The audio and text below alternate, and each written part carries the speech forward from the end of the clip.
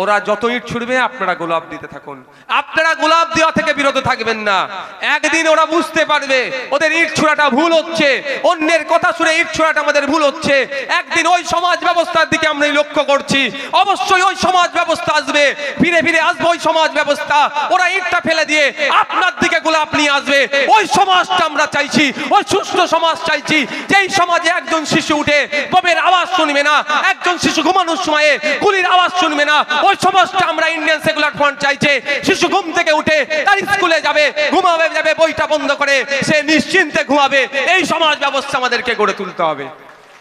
আমি আশা করব, আমি আমাদের দলের কর্মী সমর্থকদের কাছে এটা আমি ভরসা করি, ওই সমাজ ব্যবস্থার একদিন ফিরিয়ে নিয়ে আসবে। তার জন্য ভাই একটু মার খেতে হবে, তার জন্য জেল খাটতে হবে। আরে আমাদের স্বাধীনতা সংগ্রামীদের ইতিহাস দেখুন তো, এনার কথাই বলুন। 49 বছর বয়সে নিজের জীবনটাকে দিয়ে দিল, কিসের জন্য দিয়েছিল? ব্রিটিশদের বিরুদ্ধে লড়াই করেছিল, আর যারা জমিদারদের অত্যাচারের বিরুদ্ধে লড়াই করেছিল।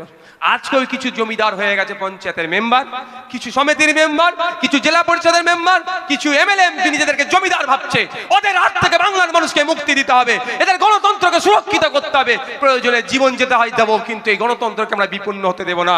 কারণ আমাদের পূর্বপুরুষেরা, বিরসা মুন্ডা মাত্র 25 বছর বয়সে, ক্ষুদিরাম বসু 18 বছর বয়সে, প্রফুল্ল চাকি 19 বছর বয়সে, প্রীতিলতা ওয়াদ্দেদার 22 বছর বয়সে, ভগৎ সিং 27 বছর বয়সে, আশফাকুল্লাহ 30 বছরের নিচে তাদের জীবনটাকে উৎসর্গ করে দিয়েছিল এই সংবিধান, এই গণতন্ত্রের জন্য।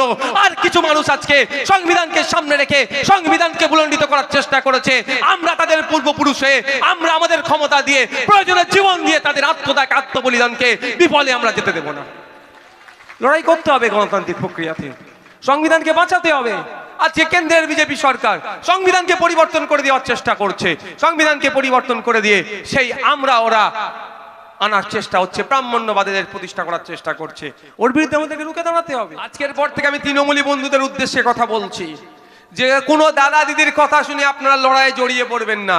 কোনো দাদা দিদি আপনাদের যদি বলে এই বসিরহাট পিফাতে আইএসএফ এই প্রোগ্রাম করলো, তুমি 4টের ঘর ভেঙে দাও, আমি বাকিটা বুঝে নেব, তখন আপনারা উত্তর দেবেন, তৃণমূলী ভাইদের বলছি, আপনারা উত্তর দেবেন, দাদা বা দিদি আসুন, আপনি একটা ঘর বউনি করুন, আমরা 10টা করব। দেখবেন সে দাদা দিদি আসবে না। কারণ দাদার মেয়েকে তো অস্ট্রেলিয়াতে পড়াতে পাঠাতে হবে, দাদা তো মাঝে মধ্যে মেয়ের কাছে যাবে অস্ট্রেলিয়াতে ঘুরতে। যদি বড় ধরনের কেস খেয়ে যায়, ও যেতে করতে অনেক ঝামেলা পোয়াতে হবে। দাদাকে বসিরহাট কোর্ট, বারাসাত কোর্টে যেতে হবে, সেই জন্য দাদা আসবে না। যত লড়াই কাকে দিয়ে করাচ্ছে? বুথের দিয়ে করাচ্ছে। বকটিয়ে চলে যান। কে প্রথম মারা গেল? ভাদু শেখ, তাকে খুন করলো। কে ক্ষতিগ্রস্ত? বুথের লোক। তারপরে এই যে 9 জন না 11 জনকে পুড়িয়ে মারলো, কারা ক্ষতিগ্রস্ত হলো? বুথের লোক। কাকে সিবিআই ধরলো? বুথের লোককে ধরলো। সিবিআই হেফাজতে কে মারা গেল? বুথের লোক মারা গেল। আর সেই অনুব্রত বাবু কোথায়? তিনি এখন তিহারে আছে, কিন্তু তিনি কি এই কেসের সাথে যুক্ত একবারও হলেন? কিন্তু তিনি কি বলেছিলেন? টিবি বাস্ট হয়ে মারা গেছে। তাহলে ক্ষতিগ্রস্ত কারা হলো? বুথের লোকেরা। আপনাদের কাছে অনুরোধ করব, বুথে মারামারি হানাহানিতে জড়িয়ে পড়বেন না। সাথে সাথে তৃণমূলী ভাইদেরকে একটা আমি সতর্ক করে দিয়ে যাচ্ছি, ভাই এখন পুলিশ আছে আপনাদের হাতে। এখন দাদা দিদির কথা শুনে আমার এক ভাইয়ের নামে আপনি মিথ্যা কেস করে দিলেন, করে দিন, কোনো সমস্যা নেই, তবে প্রস্তুত থাকুন। আমার যে ভাইয়ের নামে আপনি কেস করছেন, আমি সেটা বসিরহাট কোর্ট থেকে, প্রয়োজনে বারাসাত ডিস্ট্রিক্ট কোর্ট থেকে, প্রয়োজনে কলকাতা হাইকোর্ট থেকে, সেখান থেকে না হলো সুপ্রিম কোর্টে গিয়ে আমার ভাইকে আমি জামিন করিয়ে নিয়ে আসবো। 2 বছর, 4 বছর, 5 বছর হয়ে যাওয়ার পরে ওই কেসটা ডিসমিস হবে, আমার ভাই নির্দোষ প্রমাণিত হয়ে যাবে। তারপরে আমার ভাইকে দেই, কিন্তু আপনার নামে আমি মানহানি কেস করব, প্রস্তুত থাকুন। তখন ক্ষতিপূরণ, জেলের জন্য দেওয়ার জন্য প্রস্তুত থাকুন। তখন কোনো দাদা দিদিকে তারা আর খুঁজে পাবে না। আরে জ্যোতিপ্রিয় মল্লিক মহাশয় অ্যারেস্ট হয়েছে, তার দলে এমপি বলছে ও জ্যোতিপ্রিয়র বাবু বিষয় জ্যোতিপ্রিয় বাবু বুঝে নেবে, মানে বুঝতে পেরেছেন তো? আর পাড়ার চারানার নেতারা ভাবছে দাদা বলে দিয়েছে সব হয়ে যাবে। পার্থ চ্যাটার্জি মহাশয় 1 বছরের উপরে জেলে আছে, আপনারা জানেন না?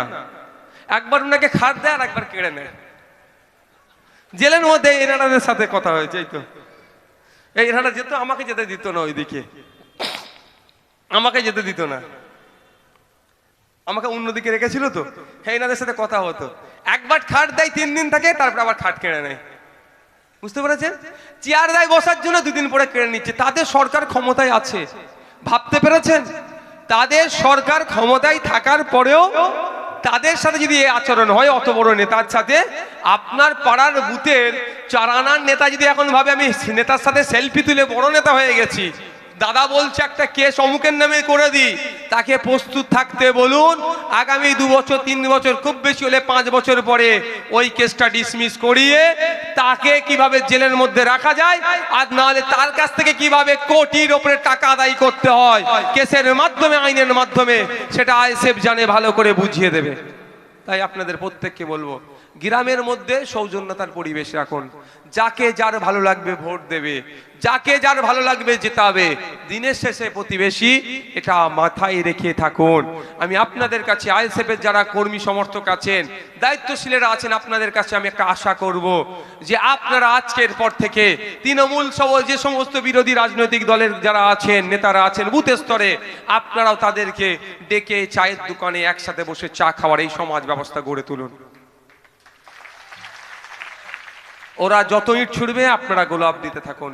আপনারা গোলাপ দেওয়া থেকে বিরত থাকবেন না। একদিন ওরা বুঝতে পারবে ওদের ইট ছোড়াটা ভুল হচ্ছে, অন্যের কথা শুনে ইট ছোড়াটা আমাদের ভুল হচ্ছে। একদিন ওই সমাজ ব্যবস্থার দিকে আমরা লক্ষ্য করছি, অবশ্যই ওই সমাজ ব্যবস্থা আসবে, ফিরে ফিরে আসবে ওই সমাজ ব্যবস্থা। ওরা ইটটা ফেলে দিয়ে আপনার দিকে গোলাপ নিয়ে আসবে। ওই সমাজটা আমরা চাইছি, ওই সুস্থ সমাজ চাইছি, যেই সমাজে একজন শিশু উঠে বোমের আওয়াজ শুনবে না, একজন শিশু ঘুমানোর সময় গুলির আওয়াজ শুনবে না। ওই সমাজটা আমরা ইন্ডিয়ান সেকুলার ফ্রন্ট চাইছে। শিশু ঘুম থেকে উঠে তার স্কুলে যাবে, ঘুমাবে, যাবে, বইটা বন্ধ করে সে নিশ্চিন্তে ঘুমাবে। এই সমাজ ব্যবস্থা আমাদেরকে গড়ে তুলতে হবে। আমি আশা করব, আমি আমাদের দলের কর্মী সমর্থকদের কাছে এটা আমি ভরসা করি, ওই সমাজ ব্যবস্থার একদিন ফিরিয়ে নিয়ে আসবে। তার জন্য ভাই একটু মার খেতে হবে, তার জন্য জেল খাটতে হবে। আরে আমাদের স্বাধীনতা সংগ্রামীদের ইতিহাস দেখুন তো, ইনার কথাই বলুন। 49 বছর বয়সে নিজের জীবনটাকে দিয়ে দিল। কিসের জন্য দিয়েছিল? ব্রিটিশদের বিরুদ্ধে লড়াই করেছিল, আর যারা জমিদারদের অত্যাচারের বিরুদ্ধে লড়াই করেছিল। আজকেও কিছু জমিদার হয়ে গেছে পঞ্চায়েতের মেম্বার, কিছু সমিতির মেম্বার, কিছু জেলা পরিষদের মেম্বার, কিছু এমএলএ এমপি নিজেদেরকে জমিদার ভাবছে। ওদের হাত থেকে বাংলার মানুষকে মুক্তি দিতে হবে, এদের গণতন্ত্রকে সুরক্ষিত করতে হবে। প্রয়োজনে জীবন যেতে হয় দেব, কিন্তু এই গণতন্ত্রকে আমরা বিপন্ন হতে দেব না। কারণ আমাদের পূর্বপুরুষেরা, বিরসা মুন্ডা মাত্র 25 বছর বয়সে, ক্ষুদিরাম বসু 18 বছর বয়সে, প্রফুল্ল চাকি 19 বছর বয়সে, প্রীতিলতা ওয়াদ্দেদার 22 বছর বয়সে, ভগৎ সিং 27 বছর বয়সে, আশফাকুল্লাহ 30 বছরের নিচে তাদের জীবনটাকে উৎসর্গ করে দিয়েছিল এই সংবিধান, এই গণতন্ত্রের জন্য। আর কিছু মানুষ আজকে সংবিধানকে সামনে রেখে সংবিধানকে ভুলণ্ডিত করার চেষ্টা করেছে। আমরা তাদের পূর্বপুরুষ হয়ে, আমরা আমাদের ক্ষমতা দিয়ে, প্রয়োজনে জীবন দিয়ে তাদের আত্মত্যাগ, আত্মবলিদানকে বিফলে আমরা যেতে দেব না। লড়াই করতে হবে গণতান্ত্রিক প্রক্রিয়াতে, সংবিধানকে বাঁচাতে হবে। আজকে কেন্দ্রের বিজেপি সরকার সংবিধানকে পরিবর্তন করে দেওয়ার চেষ্টা করছে, সংবিধানকে পরিবর্তন করে দিয়ে সেই ওরা আনার চেষ্টা হচ্ছে, ব্রাহ্মণ্যবাদীদের প্রতিষ্ঠা করার চেষ্টা করছে। ওর বিরুদ্ধে আমাদেরকে রুখে দাঁড়াতে হবে। আমাদের পূর্বপুরুষেরা মাত্র 18 বছর বয়সে নিজের জীবন, দেশের জন্য জীবন দিয়েছিল। আমি যখন জেলের মধ্যে ছিলাম, এক শহীদের জীবনী পড়ছিলাম। শহীদ গোপীনাথ সাহা, হুগলি শ্রীরামপুরে বাড়ি, আমাদের জেলাতে বাড়ি। তার ব্রিটিশদের বিরুদ্ধে লড়াই করেছিল। সেই সময়, তৎকালীন সময়ে কলকাতার নগরপাল যিনি ব্রিটিশদের ছিলেন, অত্যাধিক হিংসা পরায়ণ ছিল এবং আমাদের নাগরিকদের উপরে অত্যাধিক অত্যাচার করত। সব ব্রিটিশরাই করতো ম্যাক্সিমাম, কিন্তু এরা বেশি অত্যাচার করত। তো টার্গেট রেখেছিল তাকে মারবে। খুঁজতে খুঁজতে দেখলো যে সকালে যেন মর্নিং ওয়ার্ক করে, যখন মর্নিং ওয়ার্ক করে সেই সময় ওনার কাছে সিকিউরিটি থাকতো না। সেই অর্থে ও টার্গেট করে গুলি ছুঁড়েছিল, কিন্তু গুলিটা লক্ষ্যভ্রষ্ট হয়ে একটা সাধারণ মানুষ, সে বিদেশি ছিল, সে মারা গিয়েছিল। ফলে তিনি ধরা পড়ে যান, তার জেল হয়। জেলের মধ্যে থেকে তার সম্ভবত 19শে ফেব্রুয়ারি তার আপনার ফাঁসির ডেট হয়, ঘোষণা হয়। মানে আজকে ঘোষণা হচ্ছে 19 তারিখ, আজকে ঘোষণা হচ্ছে 1 সপ্তাহ পরে, 10 দিন পরে তার ফাঁসি হবে। তিনি স্বল্প দিনের মধ্যেই, তিনি ভয় পাননি, শহীদ গোপীনাথ সাহা নামটা মনে রাখুন। আমরা তো আমাদের পূর্বপুরুষদের যারা আমাদের দেশের জন্য যারা আত্মবলিদান করলো, আত্মবলিদান দিল, স্যাক্রিফাইস করলো, আত্মত্যাগ করলো, তাদেরকে ভুলে যাচ্ছি। এর ফলে আমরা তো ক্ষতিগ্রস্ত হচ্ছে। আমরা কাকে দেখছি? যারা দেশকে লুটছে তাদের হয়ে হই হই করছে, তাদের নামে জিন্দাবাদ দিচ্ছি। আরে জিন্দাবাদ দিতে গেলে আগে বিরসা মুন্ডার নামে দিন, জিন্দাবাদ দিতে হলে শহীদ গোপীনাথ সাহার নামে জিন্দাবাদ দিন, জিন্দাবাদ দিতে হলে প্রফুল্ল চাকির নামে দিন, জিন্দাবাদ দিতে হলে গান্ধী বুড়ির নামে দিন, জিন্দাবাদ দিতে হলে গান্ধীজির নামে দিন, জিন্দাবাদ দিতে হলে আপনার শহীদ আশফাকুল্লাহর নামে দিন, জিন্দাবাদ দিতে হলে নেতাজির নামে জিন্দাবাদ দিন, যারা স্বাধীনতা সংগ্রামী ছিল। আর এখন যারা দেশকে শোষণ করে নিচ্ছে, অমুক দাদা জিন্দাবাদ, অমুক দিদি জিন্দাবাদ, এরা তো দেশকে শোষণ করে নিচ্ছে আর বিদেশে টাকাগুলো পাঠিয়ে দিচ্ছে। দেখ, যে নামটা বলছি শহীদ গোপীনাথ সাহা, তার ঘোষণা হয়ে গেল। তার ঘোষণার কয়েকদিনের পরই তার হবে, ফাঁসি হবে। স্বাভাবিকভাবে যদি আমাদের ফাঁসি ঘোষণা দিয়ে দেয়, আমরা কি করবো? উড়ি বাবারে, মরে যাব, মরে যাব, কদিন পরেই মরে যাবো, এটাই তো হবে। কিন্তু তাদের মধ্যে এত স্বাধীনতার চেতা ছিল, তাদের মধ্যে এই সংকল্প তারা নিয়েছিল। ঠিক যেভাবে যেভাবে আমি জিন্নার কথা বললাম, মীর নিসার আলী, যে আজকে আমরা মরে যেতে পারি, আজকে আমরা শহীদ হয়ে যেতে পারি, শহীদের মর্যাদা দেশের কাছে অনেক বড়। আর আমাদের এই পথ দেখে ধরে একদিন ব্রিটিশ মুক্ত দেশ হবে। দেখুন, হয়তো সেই পথের প্রতীকী শহীদ গোপীনাথ সাহা কিন্তু ভয় পায়নি। গোপীনাথ সাহা তার স্বল্প দিনে তার শরীরকে এক্সারসাইজ করে 5 পাউন্ড বাড়িয়ে নিয়েছিল। এটাই আমাদের স্বাধীনতা সংগ্রামী। এরাই। আর এদের ইতিহাসগুলো ভুলিয়ে দেওয়া হচ্ছে, এদের আত্মত্যাগের কথা আমাদের থেকে মুছে দেওয়া হচ্ছে। আমি আপনাদের কাছে অনুরোধ করব, এদের জীবনী পড়ুন, এদের আত্মত্যাগের কথা ভাবুন, এদের লড়াইয়ের কথা ভাবুন। মাত্র 22 বছর বয়সে, আমার মায়েরা তো সামনে আছে, মা বোনেরা আছেন, প্রীতিলতা ওয়াদ্দেদারের জীবনী দেখুন। মাত্র 22 বছর বয়সে দেশের জন্য, ব্রিটিশদের কালো থাবাকে থেকে দেশকে মুক্তি দেওয়ার জন্য, দেশে গণতন্ত্র প্রতিষ্ঠার জন্য, তিরঙ্গার সম্মান বাড়ানোর জন্য, দেশের সংবিধানের প্রতিষ্ঠার জন্য, দেশের সংবিধানের জন্য ব্রিটিশদের বিরুদ্ধে লড়াই করতে গিয়ে মাত্র 22 বছর বয়সে দেশের নিজের জীবনকে উৎসর্গ করে দিয়েছেন। সেই প্রীতিলতা ওয়াদ্দেদার আমাদের বাড়ি থেকে হয়ে উঠতে হবে, মা বোনেদের কাছে আশা করব। তাই শেষের দিকে সৌজন্যতার রাজনীতি করুন, যার যেটা ভালো লাগবে দল করুন না।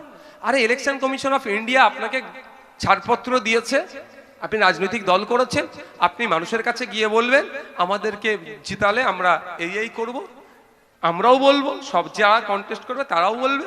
যেখানে সংখ্যাগরিষ্ঠ ভোট যার কাছে পড়বে সে জিতবে, বাকিরা হেরে যাবে। হেরে গেলে কাজ কি হবে, আর জিতলে কাজ কি? জিতলে যেগুলো প্রমিস করেছে জনগণের জন্য, জনবিরোধী না হয়ে যায়, জনগণের কল্যাণার্থে নীতি নিয়ে আসবে। আর আমরা যারা হেরে যাব, যদি আমরা হেরে যাই, আমাদের কাজ কি হবে? যে কাজটা হচ্ছে ভুলভ্রান্তি হলে সরকারকে ধরিয়ে দেওয়া, আর ভালো কিছু প্রকল্প যদি মাথায় আমাদের আসে সরকারকে বলা। এটা তো গণতন্ত্র, এটা তো ভোটিং সিস্টেম। কিন্তু এটা হচ্ছে না, যে মারতে হবে, বোমাবাজি করতে হবে, বুথ দখল করতে হবে, এসব করে নাকি দেশবাসী আর দেশকে সেবা করবে। অ্যাকচুয়ালি দেশবাসী আর দেশকে সেবা করার নামে দেশবাসী আর দেশকে থেকে লুটছে এরা। এই লুটেরাদের হাত থেকে দেশকে মুক্তি দিতে হবে। তাই আপনাকে আমাকে এগিয়ে আসতে হবে।